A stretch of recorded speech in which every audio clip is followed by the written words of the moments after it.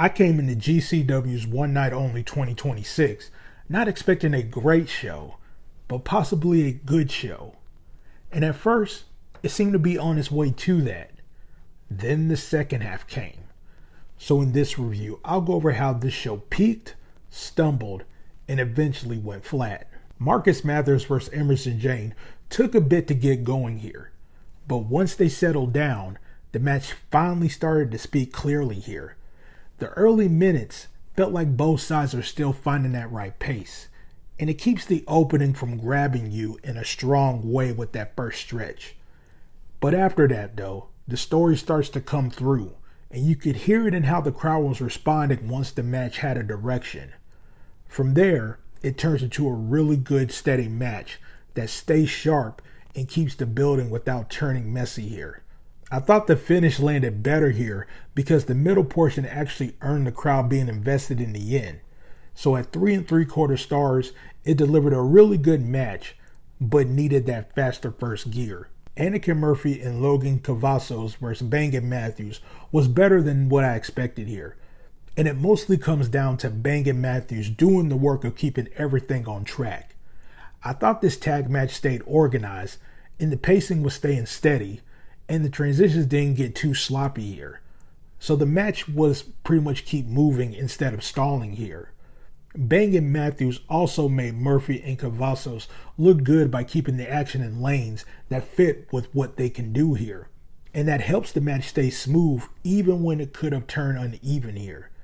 The solid spots in this match gave the match a few clear moments here that made it feel complete, not just for the sake of being functional.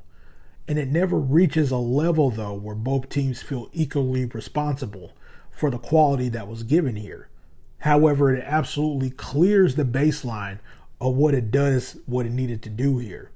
So at 3 stars, this worked as a good tag match that over-delivered on expectations. Orin Veidt vs. Mr. Danger was a really good death match, and the structure here is what separated it from the usual stuff that you would see here.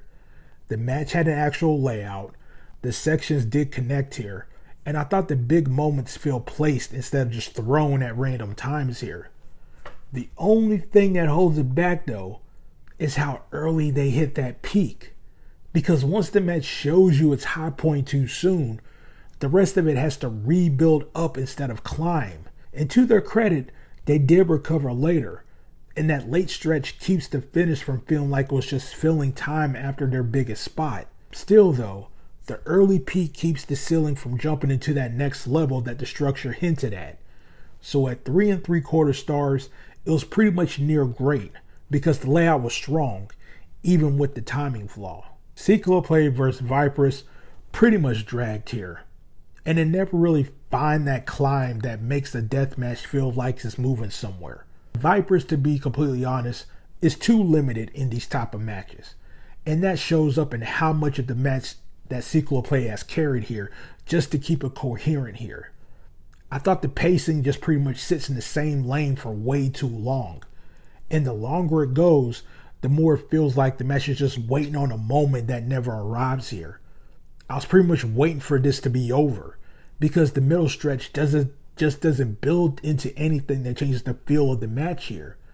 And Ciclope does his best to carry this matchup here, but the match just still feels stuck, and the payoff never really feel earned by the runtime. So at 2 stars, it ended up as an average match because the match dragged and never found a real rise. Atticus Cogar vs. Little Sicko for the GCW World title was just a mess, and it goes off the rails quick in a way that makes the whole match just feel unstable. The match never settles into a clean rhythm in my opinion, so instead of building towards a finish, it feels like it's just bouncing from section to section without tightening up anything. That makes it hard for any good match to stretch as far as anything to stick, because the flow keeps from getting interrupted by the match losing control of its own self. The finishing sequence is where it really goes wrong, because the ridiculous finish just becomes a thing you leave with, and it drags the entire title match down with it. And even for a messy match, that last stretch is the part that should clean things up. And unfortunately, this one doesn't. So at 2 1/4 stars, this was pretty much just a structure that never recovered, especially with the finish hurting it. The Veidt vs. Krule was a match where I expected more from, and I got none of that. Silly old me. Pretty much this whole thing plays like a bunch of nothing. The match never finds a real structure in my opinion. It never really builds any real momentum, and it never gives you a stretch that feels like it's pushing toward a particular payoff. It just stays flat in a way that makes the minutes feel longer here than what they should. Just nothing stacks into anything bigger. And even by deathmatch standards, there's a difference between chaotic and empty.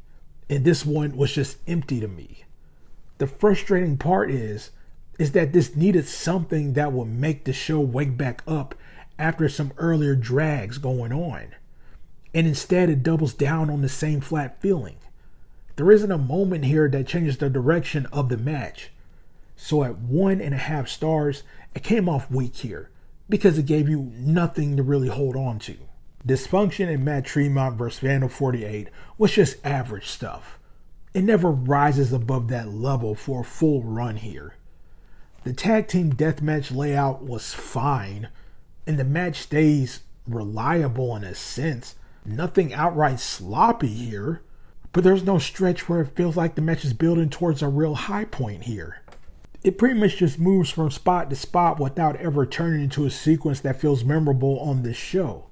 And after the back half already started dragging, this was the type of match that needed sharper pacing or stronger peak to change that temperature here. And it doesn't find it at all. It wasn't a bad match, it's just there. And that's not enough when the show is already slipping.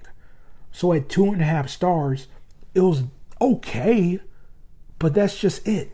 GCW's One Night Only 2026 was the kind of show where the first 3 matches make it feel like the show was going into a steady pace. Then the back half comes in, and it's a totally different experience. Mathers and Jayne eventually found a story and got the crowd going.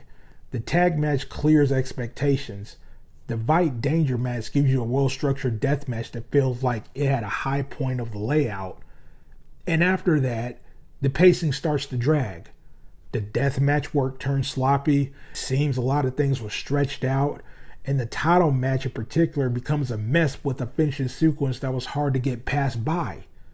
By the time you hit those later matches, the show has lost its momentum and never finds a clean peak to pull it all back together. So at a 5.25 out of 10, this second half was the big story here. I don't recommend this show.